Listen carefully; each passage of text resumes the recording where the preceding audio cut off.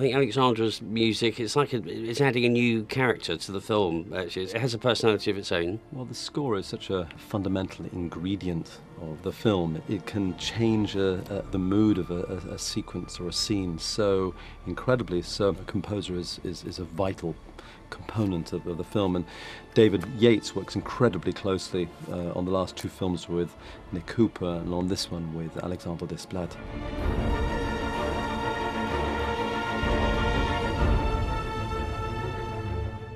A new composer brings new ways of expressing those emotions and feelings. He brings a richness, a warmth, an element of darkness, all the colouring and flavour that need to be heightened, not necessarily duplicating what's on the screen, and sometimes working in opposition to that, but always augmenting the experience and adding to it. Composing is thinking, is having your brain in motion and find what the concept of the score has to be. The most important thing is for me to find the real thread.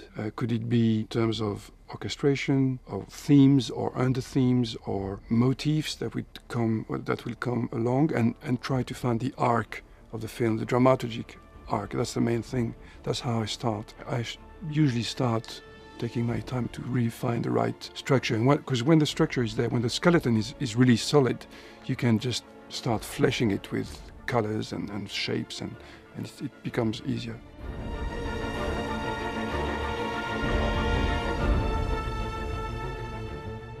Alexandre was, the person who we immediately turned to. We all loved his music on such a range of films, and he's an incredibly flexible composer. Small films, big films, dramas, comedies. He's got such range.